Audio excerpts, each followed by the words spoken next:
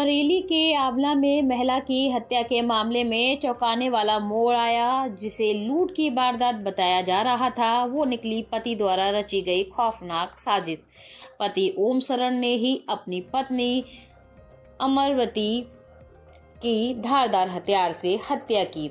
कारण पिछले 6 महीने से चल रहा एक अवैध प्रेम प्रसंग।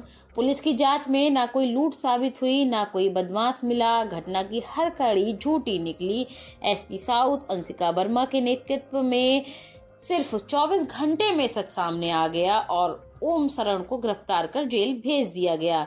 लेकिन खबर दोस्तों यहाँ खत्म नहीं होती। हाँ, अब ओम शरण सलाखों के पीछे जरूर है, मगर प्यार, भरोसे और रिश्ते के नाम पर एक जिंदगी दम तोड़ चुकी है। दोस्तों, प्यार वो नहीं जो आपको पागल बना दे। प्यार वो है जो आपको सही रास्ते पे चलाए। जो रिश्ता आपको धोखे, छल और गुनाह की ओर ले जाए, वो प्यार नहीं, वो सिर्फ खुदगर्जी है। आज जरूरत है सोचने की, चाहे स्त्री हो या पुरुष हो। झूठे और यही गुनाह जब कोई महिला करती है तो समाज उसका जीना हराम कर देता है। हर मंच पर उसके चरित्र पर सवाल उठाए जाते हैं, लेकिन जब पुरुष कातिल निकले तो समाज चुप क्यों हो जाता है? इतना सहज, इतना सामान्य क्यों ले लिया जाता है? क्यों महिलाएं हमेशा भरोसे के नाम पर मरती हैं? जब कुछ पुरुषों के साथ कोई हादसा हुआ तो पूरा समाज सतर्क हो गया, डरने लगा। पर सदियों से जब औरतें मरती आई हैं तो बस एक और केस बनकर रह गया। क्या भरोसे, रिश्ते और इंसाफ का तराजू अब भी एक तरफा है? 31 जुलाई 2025 की रात्रि को रात्रि लगभग 12:35 बजे 112 पीआरबी को यह सूचना प्राप्त हुई कि अनिल यादव नामक व्यक्ति के दोस्त और उनकी पत्नी के साथ बदमाशों ने घेर कर मारपीट की है। इस जानकारी के बाद 112 पीआरबी मौके पर पहुंची और उन्होंने जानकारी की।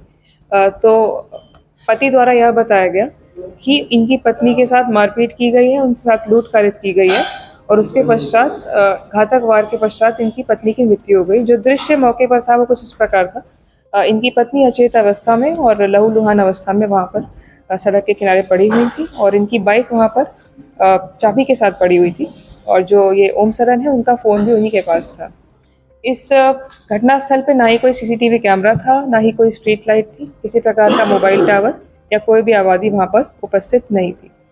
जब इसमें गहनता से जांच की गई तो यह ज्ञात हुआ जो पूरी घटना है वो संदिग्ध प्रतीत हो रही थी। कुछ इस प्रकार के तथ्य बताए गए जिसमें विरोधाभास ज्ञात हुआ। जैसे कि पहली चीज़, बदमाशों का हुलिया बताने में जो पति था वो असमर्थ रहा। बदमाशों की संख्या भी लगातार इसके द्वारा चेंज की जा रही थी।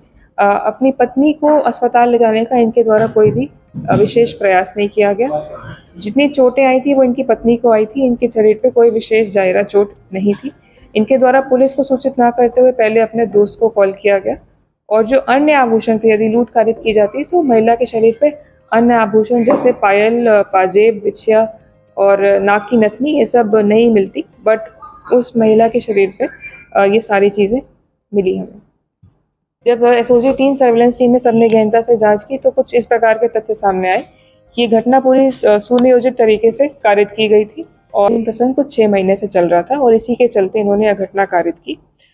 अभियुक्त की निशानदेही पे हमने घटनास्थल के पास से घटना में प्रयुक्त बाका, जो महिला से लूटे हुए बताए गए टॉप्स थे वो बरामद किए, पेंडेंट बरामद किए गए हैं और जो लूटे हुए बताए 10,000 रुपये हैं वो भी हमने घटनास्थल के पास से अभियुक्त की निशानदेही पे बरामद किए हैं। इस जघन्य घटना का सफल अनावरण करने हेतु एसओजी टीम और दोनों सर्विलेंस टीम, एसओजी टीम्स को एसएसपी सर की तरफ से 25,000 का रिवॉर्ड दिया जा रहा है। अभियुक्त को गिरफ्तार कर लिया गया, उसको जेल भेजा जा रहा है। संपूर्ण प्रकरण में अग्रिम विधिक कार्रवाई प्रचलित है।